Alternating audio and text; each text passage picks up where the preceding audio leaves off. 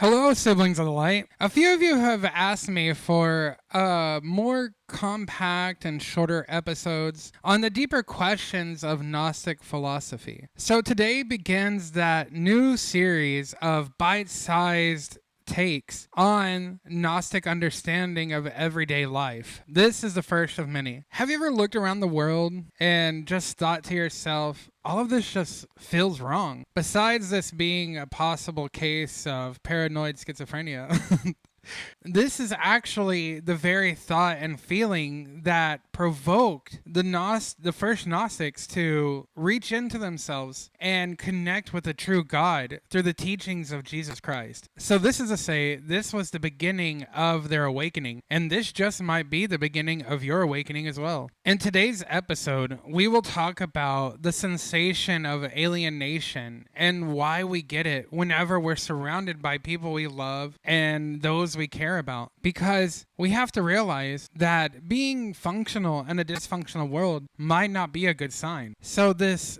dysfunctional feeling of being alone and alienated might be a sign that you are actually awake and alive and a soul that is living.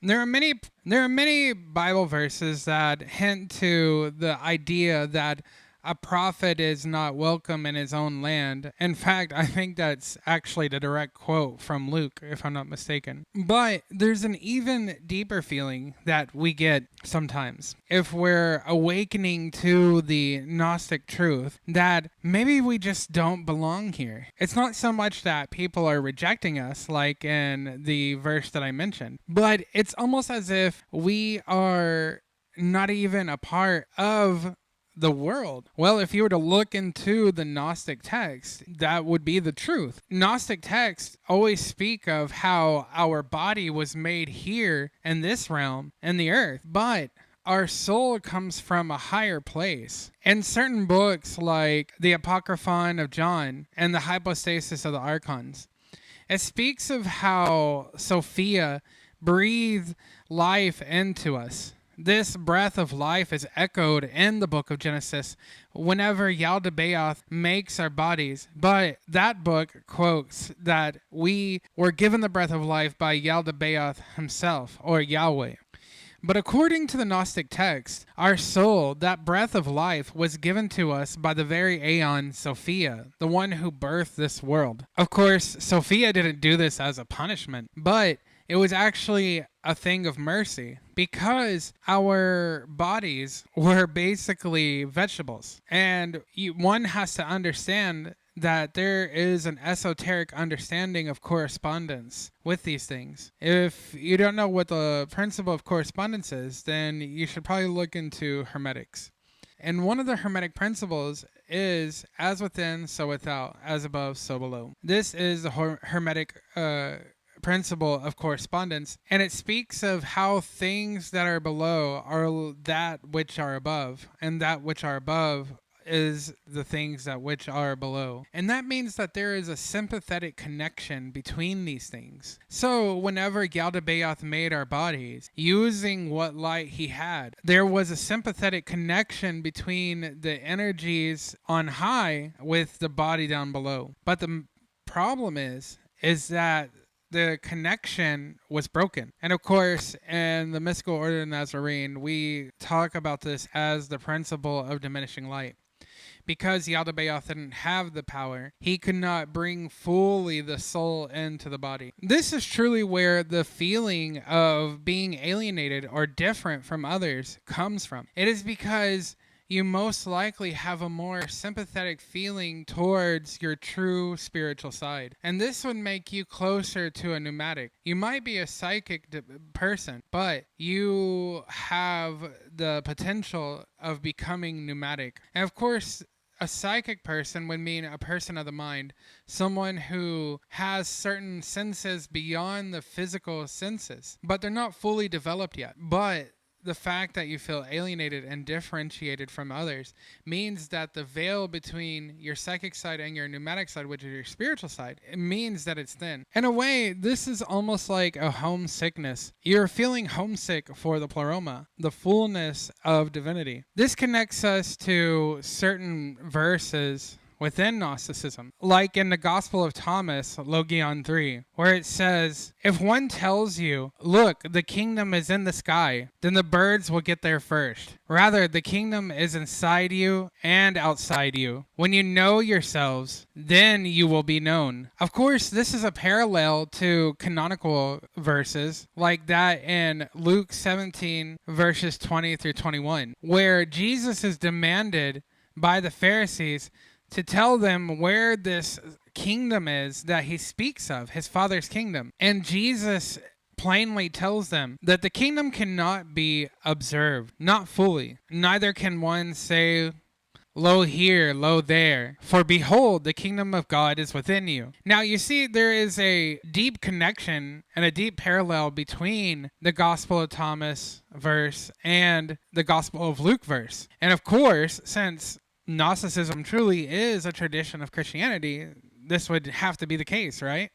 But notice that the book of Luke only says the kingdom is within you. Only in the Gnostic verse do we get the idea that the kingdom is within and outside of us, that there is an observational part of the kingdom.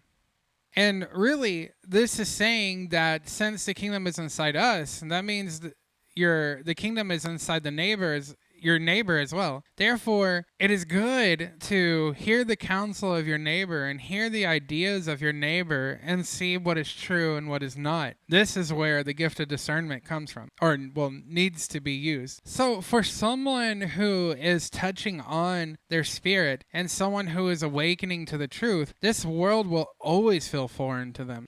The rulers, or the archons, will create systems and shape narratives, build up value systems and structures so that there are arbitrary understandings of conformity. Now, I say arbitrary conformity because there are certain types of conformity that are okay, right? But again, one must use discernment and realize that we're not all meant to be the same, of course. But that is one of the big lies that the archons try to push upon us, that we are all the same and that we must all do the same. And this is because there is an even bigger lie under this, that this is the only life and that we must conform to survive. That's the big lie about all of this. But the truth is, this is not the true life. This is not our real life. We know that this is not where we really come from. And of course, this creates an invisible pressure system where it says conform to succeed. Do the thing in pop culture to be the next big thing so that you will be loved by all, showered by all kinds of gifts. Even Jesus said,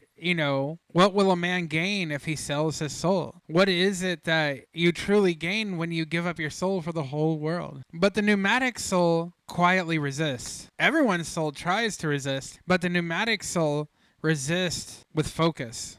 In the teachings of the MON, we say that Yaldabaoth and the Archons do not fear rebellion outright. They fear those who rebel because they remember their true nature. Because as I said, it's not that disorder is the true nature of things. No, there is an order to all things, even in the pleroma. There's a syzygy for every idea produced by the one true God. Therefore, there is order and there is structure. So, we cannot just rebel for the sake of it, but we must have a focused rebellion. We must create a rebellion in such a way that people come truly into themselves through the teachings of Christ, Mary Magdalene, and all the apostles and the books that are in the Bible, and also, the Gnostic texts as well.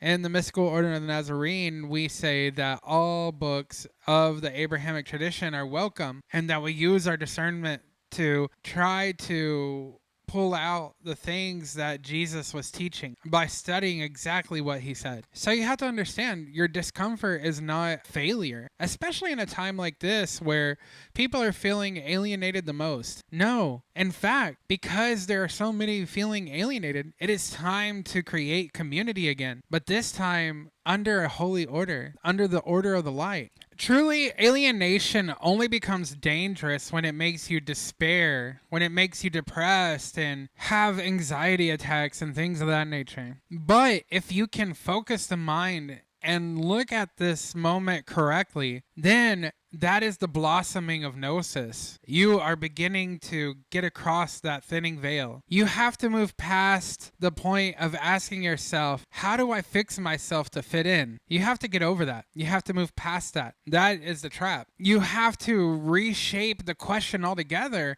and then ask yourself, why do I not belong here in the first place? Then the real answers will come to you. Then you will notice that the uneasy feeling becomes more questions, more inquiry, more curiosity. Your pain shifts into being awareness. There's a line from the Gospel of Philip that says, "The world is a corpse eater, and everything eaten in it will die as well. Truth is a life eater. That is why no one nourished by truth will die." Jesus came from that place which brought food from truth. And to those who wish to live, he gave food so that they may not die. Again, this is from the Gospel of Philip, a Gnostic text. You may look at others and see that they are perfectly comfortable, that they have nothing wrong with them, that they are just coasting. Well, there's two reasons for that. Or there could be possibly two reasons for that. One, either they have conformed to the world and therefore are comforted by the lies, or they are a pneumatic that has transcended that feeling and are at peace with the idea that they are not from this world. Those people who are comforted by the lies, that think everything is awesome, everything is cool when you're part of a team, that type of mentality. Not saying that it's not good to have teamwork in what you do and, in your embrace in life. But of course, it depends on what team you're fighting for. But these people that conform for the sake of survival, these are called hylics. Now, there are people that think they are Gnostic and think they are pneumatic, that are fixated on the external things of life, and they too truly are hylics. I won't get into the specifics of who those people are or what they believe in and things of that nature, but they can be pretty obvious to point out. Truly, anybody who fixates on the outward self has a hylic mentality. Gnostics do not see the fitting in of things as a problem, not per se, but it is a sign again of a deeper awakening. Those who are comforted by conformity to satiate that feeling of need to survive, suppress and oppress themselves through what we call forgetfulness. As the Gospel of Truth says, forgetfulness did not come under the direction of the Father, though it did become into being because of him. What truly comes from him is the knowledge that ends forgetfulness. So now you may be asking yourself, what do you do with this feeling? Now that you have this feeling, you're asking the right questions, what do you do? First off, don't try to numb out the feeling of alienation. Embrace it. Allow yourself to feel it. Guide yourself inward to embrace that feeling, and you will begin the steps to ascent. Next, what you'd want to do is cultivate or join communities that feel the same way as you. Those who remember the light of the pleroma. Those who understand the Gnostic truth. Of course, the mystical order of the Nazarene is open to anyone who would like to join. We also have the Holy Reintegrated Church if you're not sure you want to join the order. Next, study the canonical Bible and the Gnostic text. Do this so that you begin to align yourself to the light and start pushing away those things that are connecting you to this world that keeps you feeling tethered to anxiety. You want to develop the aeonic principles instead of taking in the values of the archons. And of course, Place your mind on the idea that this feeling is not there to torment you. That's not the point of it. It's there to awaken you. It's there to be an alarm bell to say you are ready to take the next step. If the world feels off to you, if you feel alienated, it is because you are right. The world is off. The world was created by a corrupt creator. And if you want to learn more about that, you can watch my long form post on Yaldabaoth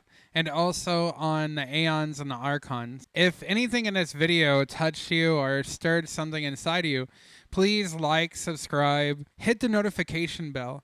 Because when you do, you'll be notified every time a video comes out. And trust me, with these new videos that I'm putting out now, you'll definitely want to be up to date. With that said, brothers and sisters, always remember the light. Because when you do, and when it is time, the light will remember you. There is an answer, there is a way. Gnostic. Revival.